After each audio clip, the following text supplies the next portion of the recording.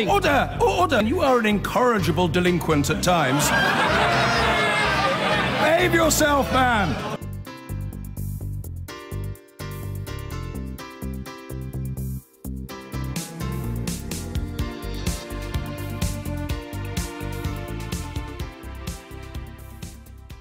Well, staying with Mrs May's woes, let's get more on the suggestion a Russian spy was invited into Downing Street. Ukrainian Prime Minister's translator visited Number 10 earlier this year. He's now been arrested, forcing the Prime Minister to admit she's aware of reports he may have been a spy. Our defence correspondent Alistair Bunkle is here with me. So this man was arrested in Kiev last night by the SBU, which is the Ukrainian Security Service. A source of mine in Ukraine confirmed that he's been arrested on espionage charges. He's called Yaroslav Snietsov, and he is believed to have been passing information on to the Russians. The Ukrainians have been relatively cagey about it, but they have released an official statement. The security services have said that they believe, was turned by the Russians when he was working abroad for Ukraine in a foreign embassy. Now, he did used to work in the United States. These images we're running now, look at that one. He's in the middle of... Couldn't get much closer, could you? He's right on their shoulder in the corridors of Downing Street. This was July.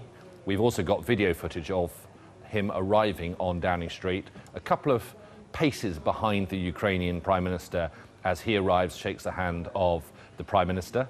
And this was what Theresa May said by way of response when she was asked about it. These are the pictures I was referring to. There you go. We've highlighted him. And this was the Prime Minister's response when she was asked about it in Poland in that press conference a couple of hours ago. I'm aware of the reports in relation to the Ukrainian individual who attended Downing Street earlier in the summer. The action that's been taken is a matter for the Ukrainian authorities. So why does it matter? Well, beyond the sort of like wow factor to it, they discussed during that meeting a number of things, including sanctions against Russia for Russia's behaviour in Ukraine, and British military support for the Ukrainian military in order to fight Russia in Ukraine. Bilateral meetings behind closed doors are chances for leaders to be frank and honest with each other in a way that they wouldn't necessarily be at a podium in a press conference. The Ukrainian Prime Minister doesn't speak good English, and so the translator was present in those bilateral meetings, I'm told.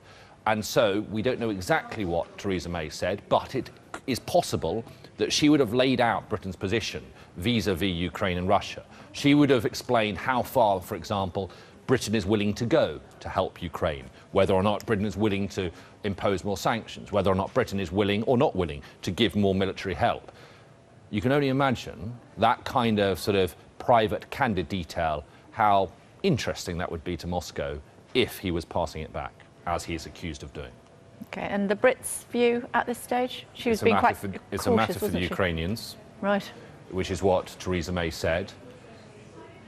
I think you could... A bit more complicated than that, though, I think you could safely assume that one of MI5's large roles is counter-espionage.